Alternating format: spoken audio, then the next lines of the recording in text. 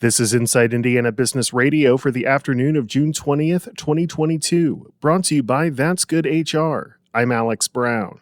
Governor Eric Holcomb says the $649 million South Shore Double Track project will be a, quote, ginormous magnet for growth in Northwest Indiana. Federal, state, and local officials broke ground this morning on the project, which Holcomb says will be a boon for local governments in the region. It allows local officials all along this corridor to plan for that growth and gives them the ability to not just define, but usher in their own destiny for the northwest quadrant of our state, to be located next to the third biggest economy in our country, and to be craving more talent and new Hoosiers. This is the biggest project we've seen in more than my generation. The project will add 18 miles of new track on the South Shore line between Michigan City and Gary. The Indiana University Board of Trustees has approved a $4 billion operating budget for the 2023 academic year. The budget includes a compensation increase for employees of up to 4% for the university's next fiscal year, with the average increase being about 3.5%.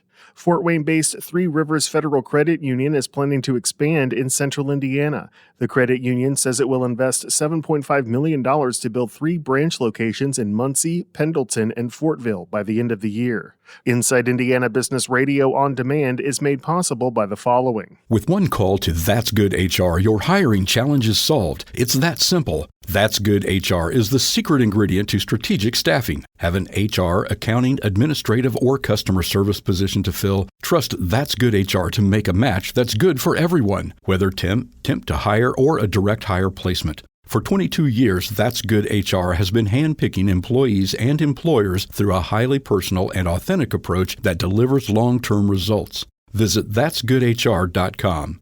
Remember, the match matters. IBJ Media delivers business news covering central Indiana and the entire state. The Indianapolis Business Journal and Inside Indiana Business are now part of the same family. Look to the IBJ for in-depth coverage of central Indiana's business community, and tap into Inside Indiana Business for stories that extend throughout Indiana. 2 resources, unlimited business insights that help you stay informed and get ahead. Learn more at ibj.com and insideindianabusiness.com. A spin-off of Greenfield-based Elanco Animal Health has announced plans to locate its global headquarters in Fishers. Biome Edit, which focuses on microbiome innovation in animal health, says the city will best support its approach to research and development. The startup launched out of Elanco in April 2021 with a $40 million Series A round of funding. In this week's Ag Bioscience podcast with Agronovus Indiana, CEO Aaron Schott, a former executive vice president of Elanco, said the next step is to raise more funding. We are not a company that's ready to be